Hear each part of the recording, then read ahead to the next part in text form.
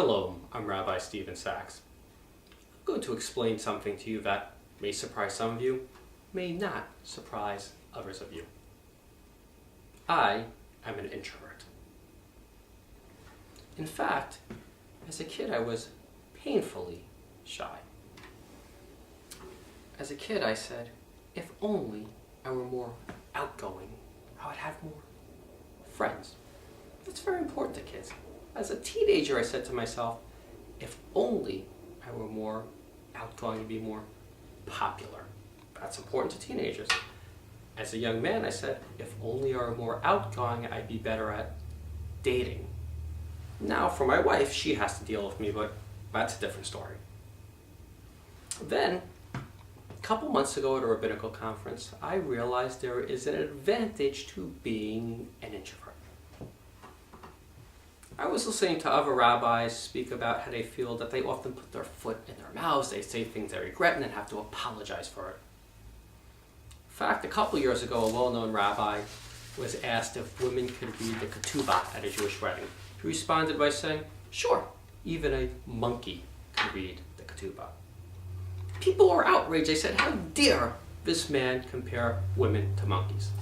But that's not what he meant to say. What he meant to say is, sure, there's no problem with a woman reading the ketubah. But the way it came out was highly offensive. He should have thought a little more before he spoke. Well, introverts tend to be pretty good at thinking before they speak.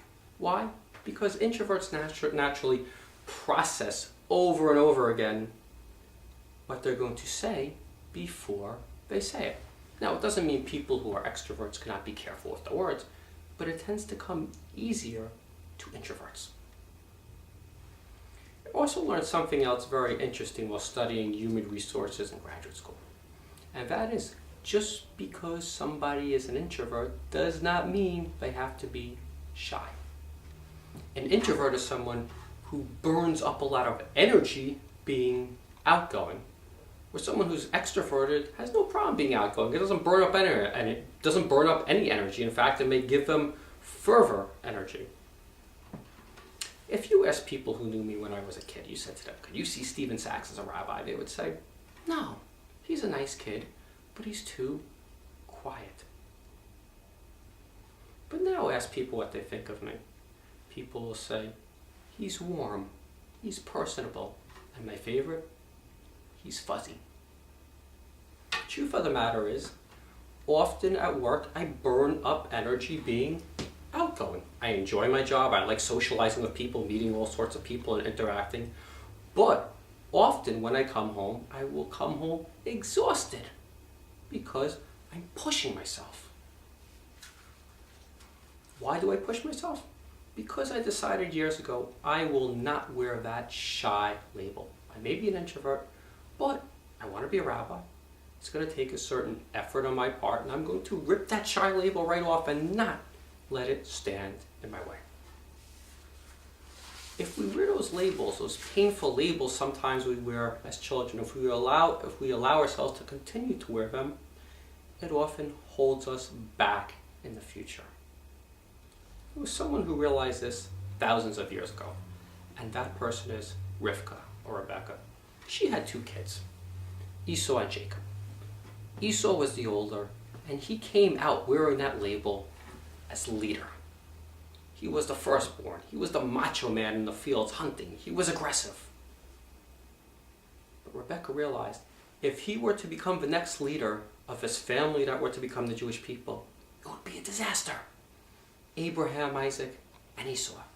Esau did not have the spiritual maturity to lead this people, and the Jewish people would have died right there on the spot.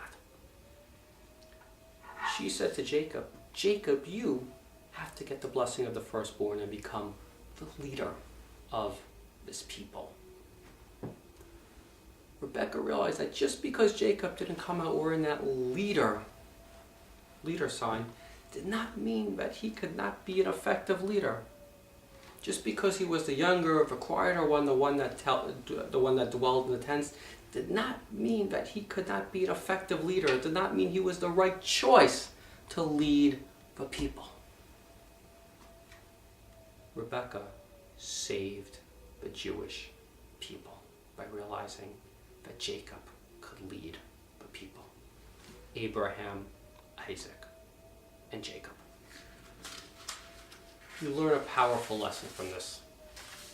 And that lesson is, we dare not let those labels we wear, those negative labels we wear as kids, hold us back. Many of us wear labels, even as adults we continue to wear these labels we wore as kids. Geek, nerd, fat, short, loser, whatever it may be. If you're going to let those labels define who you are, they're going to hurt you. Let me give you an example.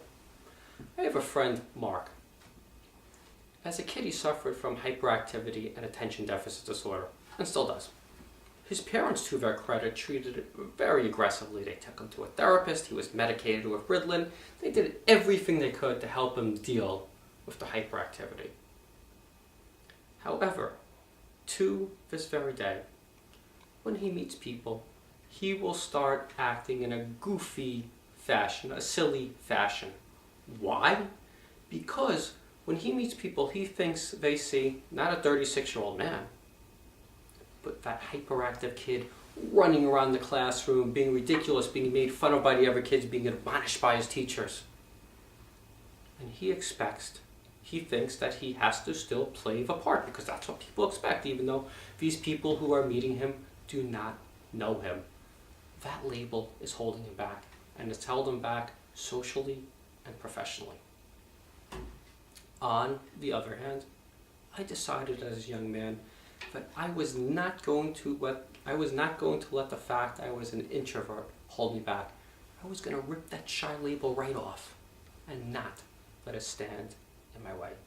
If I did, I wouldn't be able to stand here in front of you right now. My friends, you have a world of potential. Rip those labels off and make the most of your lives.